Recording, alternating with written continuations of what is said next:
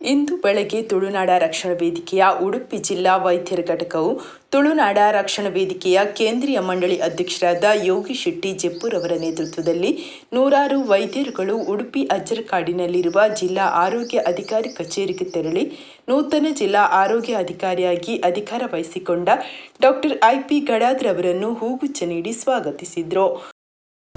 ಉಡುಪಿ ಜಿಲ್ಲೆಗೆ ನೂತನವಾಗಿ ಜಿಲ್ಲಾ ಆರೋಗ್ಯ ಅಧಿಕಾರಿಯಾಗಿ ಆಗಮಿಸಿದ ಸಂದರ್ಭದಲ್ಲಿ ನಾವು ಕಳೆದ 15 ವರ್ಷದಿಂದ ನಮ್ಮ ಸಂಘಟನೆ ಬೇರೆ ಬೇರೆ ಕಾರ್ಯಕ್ರಮಗಳನ್ನು ಮಾಡ್ತಾ ನಾವು ಮೊದಲಿನಿಂದ ಯಾರೊಬ್ಬರು ಅಧಿಕಾರಿ ಬಂದರೆ ಅವರನ್ನು ನಾವು ಹೂ ಕೊಟ್ಟು ಅವರನ್ನು ಸ್ವಾಗತಿಸಿ ನಮ್ಮ ಧರ್ಮ ಎಲ್ಲ ಬೇರೆ ಬೇರೆ ಸಂದರ್ಭದಲ್ಲಿ ನಮ್ಮದು 2 ವಿಧ ಉಂಟು. ಯಾರು ಒಳ್ಳೆ ಕೆಲಸ ಮಾಡ್ತಾರೆ ಆ ಅಧಿಕಾರಿಗಳ ಜೊತೆ ಇರೋದು, ಯಾರು ಜನರಿಗೆ ಸ್ಪಂದನೆ ಮಾಡದೆ ಜನರಿಗೆ ತೊಂದರೆ ಮಾಡುವ ಅಧಿಕಾರಿ ಹತ್ರ ವಿರುದ್ಧ ನಾವು ಮತ್ತೆ ಅವರ ವಿರುದ್ಧ ಹಾಕಿ ಧರಣಿ ಕೂತ್ಕೊಳ್ಳೋದು. ಅದಕ್ಕೋಸ್ಕರ ನಮ್ಮ ಒಂದು DHO ಸಾಹೇಬರು ಬಂದಿದ್ದಾರೆ, ಅವರಿಗೆ ದೇವರು ಶುಭ ಕೊಡಲಿ. ಇಲ್ಲಿ ಉಡುಪಿ ಎಲ್ಲ ಧರ್ಮದ ಎಲ್ಲ ದೈವ ದೇವರುಗಳು ಅವರ ರಕ್ಷಣೆ ನೀಡಲಿ, ಅವರ ಜೊತೆ ನಾವಿದ್ದೇವೆ ಅಂತ ಹೇಳ್ಕೊಂಡು ವೆಲ್ಕಮ್ ಸರ್. ಮತ್ತು ಆಯುಷ್ ವೈದ್ಯರುಗಳು ಅನುಭವಿಸುತ್ತಿರುವ ಕಿರುಕುಳ ಮತ್ತು ವಿವಿಧ ಸಮಸ್ಯೆಗಳ ಬಗ್ಗೆ ಮನವಿ ಸಲ್ಲಿಸಿದರು. ಕಿರಣ್ ಪೂಜಾರಿ ಎಂಬ ಹೆಸರಿನ ಓರ್ವ ವ್ಯಕ್ತಿಯು ತಾನು ಪತ್ರಕರ್ತನೆಂದು ಸ್ವಯಂ ಘೋಷಿಸಿಕೊಂಡು ಆಯುಷ್ ವೈದ್ಯರುಗಳ ಕ್ಲಿನಿಕ್ಗಳಿಗೆ ಅಕ್ರಮವಾಗಿ ಪ್ರವೇಶ ಮಾಡಿ ಸಿಬ್ಬಂದಿಗಳನ್ನು ಬೆದರಿಸಿ ಸ್ಟಿಂಗ್ ಆಪರೇಷನ್ನ ಹೆಸರಿನಲ್ಲಿ ವಿಡಿಯೋ ಚಿತ್ರೀಕರಣ ನಡೆಸಿ ವೈದ್ಯರ ಫೋಟೋಗಳನ್ನು ವಿವಿಧ ಸಾಮಾಜಿಕ ಜಾಲತಾಣಗಳಲ್ಲಿ ವೈರಲ್ ಮಾಡಿ ಬೆದರಿಕೆ ಹಾಗೂ ಮಾನಹಾನಿ ಮಾಡುವ ಕೃತ್ಯದಲ್ಲಿ ತೊಡಗಿರುತ್ತಾನೆ.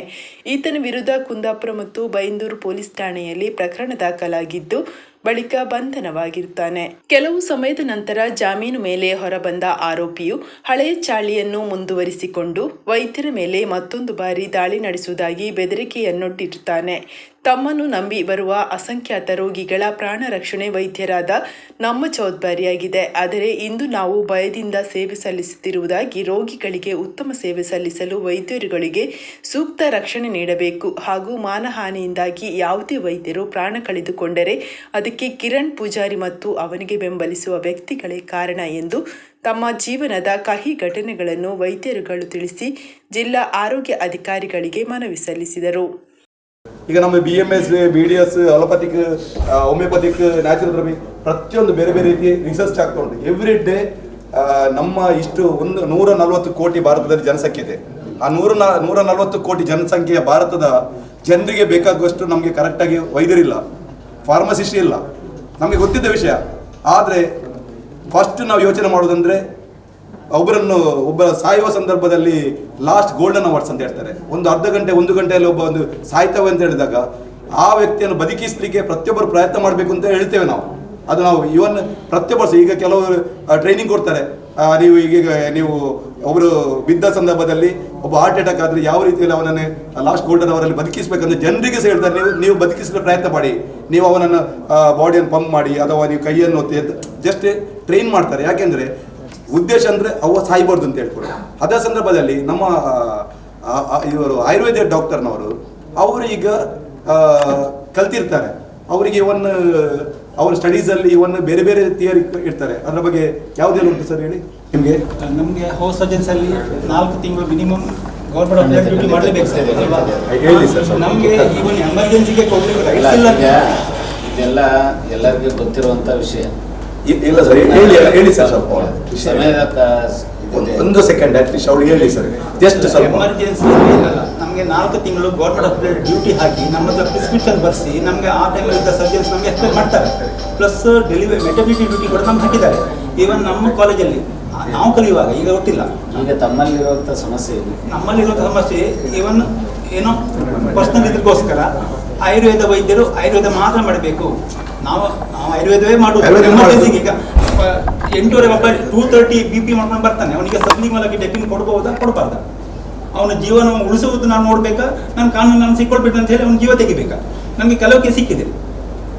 ಇದಕ್ಕೆ ಇದು ನಿಮ್ಮ ಕಾನೂನು ಪ್ರಕಾರ ತಪ್ಪೋ ಸರಿಯೋ ಮಾನವೀಯತೆ ನೋಡಬೇಕು. ನಮಗೆ 4 ತಿಂಗಳು ನಮಗೆ ಗೌರ್ಮೆಂಟ್ ಹಾಸ್ಪಿಟಲಲ್ಲಿ ಡ್ಯೂಟಿ ಆಗುವ ಅವಶ್ಯಕತೆ ಏನು?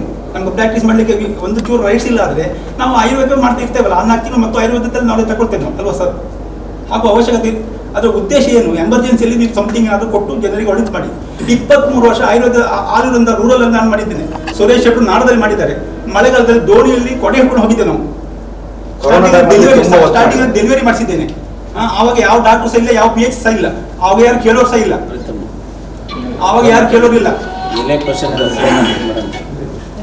ಇವಾಗ ಎಲ್ಲ ಡಾಕ್ಟರ್ ಹೆಚ್ಚಾಗಿದ್ದಾರೆ, ಮಾಹಿತಿ ಹಕ್ಕು ಬರ್ತದೆ, ಎಲ್ಲರೂ ಬರ್ತಾರೆ, ಎಲ್ಲ ಹಿಡಿತಾರೆ ಅವರ ಪರ್ಸನಲ್ ಲಾಬಿಗೋಸ್ಕರ. ಸುರೇಶ್ ಶೆಟ್ಟರು 30 ವರ್ಷದಿಂದ ನಾಡಲ್ಲಿ ಕೊಟ್ಟ ಸರ್ವಿಸ್ ಅವ್ರಿಗೆ ಗೊತ್ತು, ನನ್ಗೆ ಗೊತ್ತು.